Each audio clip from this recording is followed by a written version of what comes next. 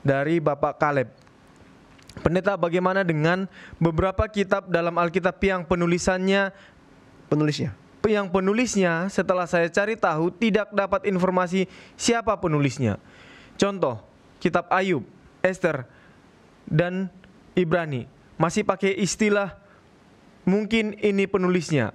Ada yang bertanya ke saya, bagaimana bisa penulisnya tidak diketahui tetapi dijadikan sebagai bagian dari kitab suci. Mohon penjelasannya, pendeta. Terima Silakan. kasih untuk pertanyaan ini. Terima kasih. Kita semua mengetahui bahwa Alkitab yang terdiri dari 66 kitab atau buku di dalamnya itu ditulis oleh orang-orang yang berbeda dalam kurun waktu kurang lebih 1.500 atau 1.600 tahun. Dan banyak di antara mereka yang tidak saling kenal satu dengan yang lain. Dan pada waktu mereka diilhami untuk menulis, mereka menulis karena pikiran mereka itu diterangi. Mereka tidak didikte, tetapi pikiran mereka diterangi, sehingga pekabaran yang mereka sampaikan di dalam tulisan-tulisannya tidak ada satupun yang bertentangan. Contohnya, pekabaran dalam kitab Ayub tidak bertentangan dengan pekabaran yang ditulis di dalam kitab-kitab yang lain. Tidak bertentangan.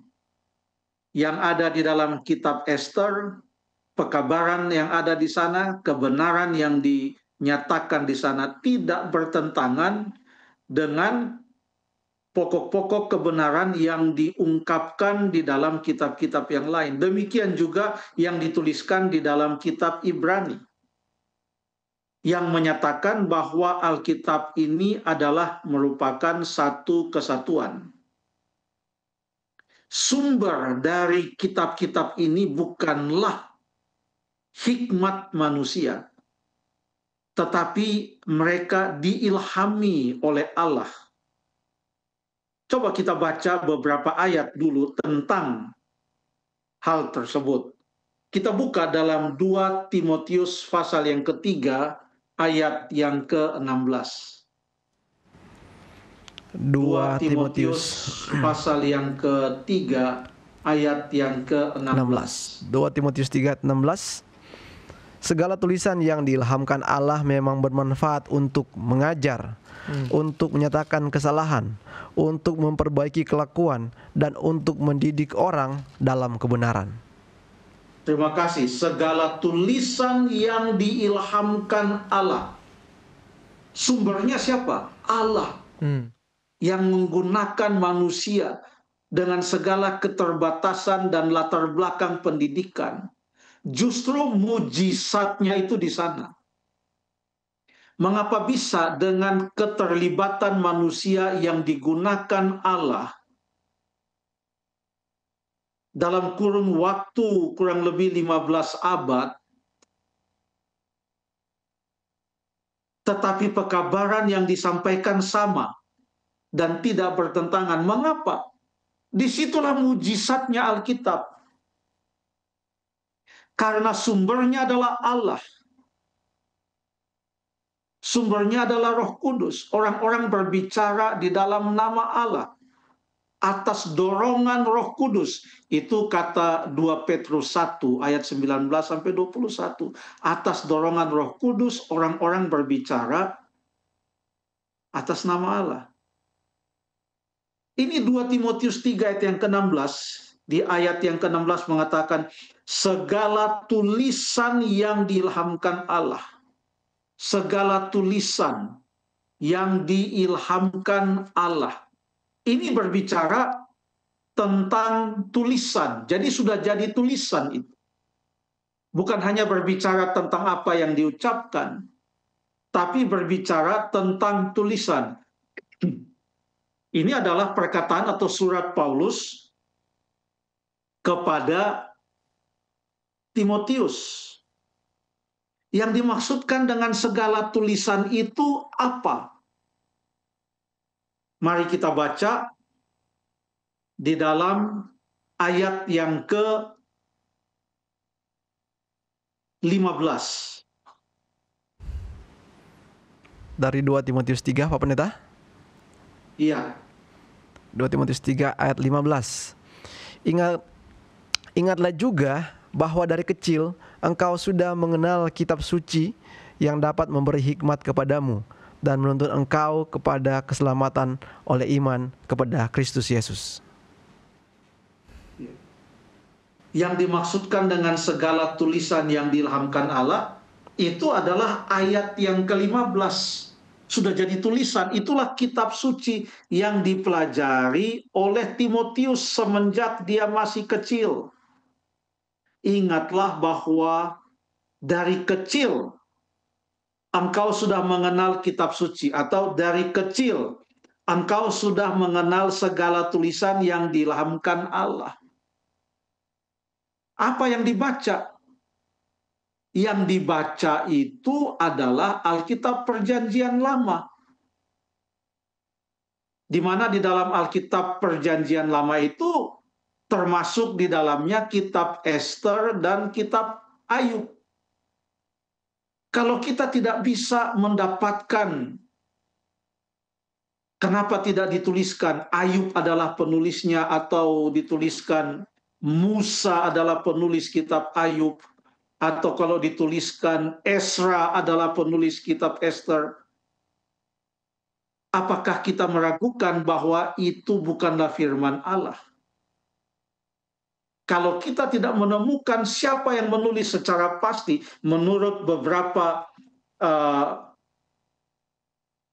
penyusunan argumen dan bukti-bukti, orang bisa mengatakan siapa penulisnya dengan melihat kapan itu ditulis, latar belakangnya apa, nama-nama yang ada dalam kitab itu apa, siapa yang hidup sejaman dengan itu atau yang tidak jauh dari zaman itu. Contohnya dalam kitab Ayub, ada banyak di sana puisi-puisi tentang penciptaan.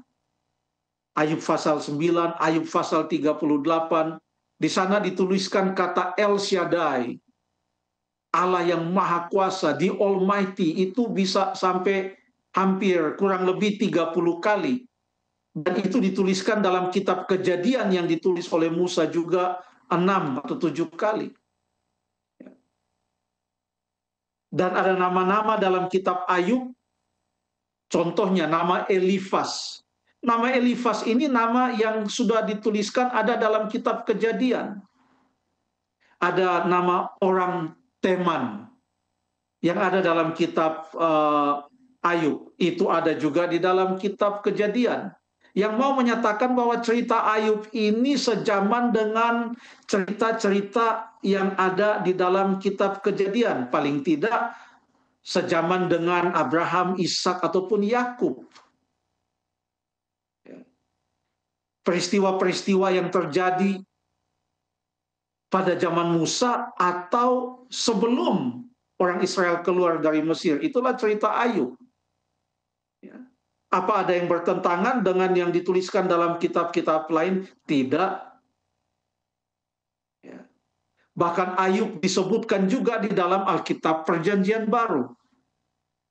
Contohnya kita baca Yakobus pasal yang ke-5 ayat yang ke-11. Yakobus pasal yang ke-5 ayat yang ke-11. Yakobus 5 ayatnya yang ke-11. Sesungguhnya kami menyebut mereka berbahagia, yaitu mereka yang telah bertekun. Kamu telah mendengar tentang ketekunan Ayub, dan kamu telah tahu apa yang pada akhirnya disediakan Tuhan baginya, karena Tuhan Maha Penyayang dan penuh belas kasihan. Dari mana mereka tahu tentang ketekunan Ayub kalau bukan membaca kitab Ayub? Ya. Jadi yang kita mau tekankan di sini adalah sumber dari firman Allah itu adalah Allah sendiri. Dan itulah keajaiban Alkitab tersebut. Ya. Itu contohnya adalah Ayub. Kalau kita ambil kitab Ibrani dalam Alkitab Perjanjian Baru, Waduh, kalau baca Ibrani pasal yang ke-11, kita bisa melihat urutan Alkitab Perjanjian Lama, karena dia mulai dari Adam, terus ada Set, dia mulai dari Set. Coba kita baca di Ibrani pasal yang ke-11, ya, Ibrani pasal yang ke-11. Saksi-saksi iman.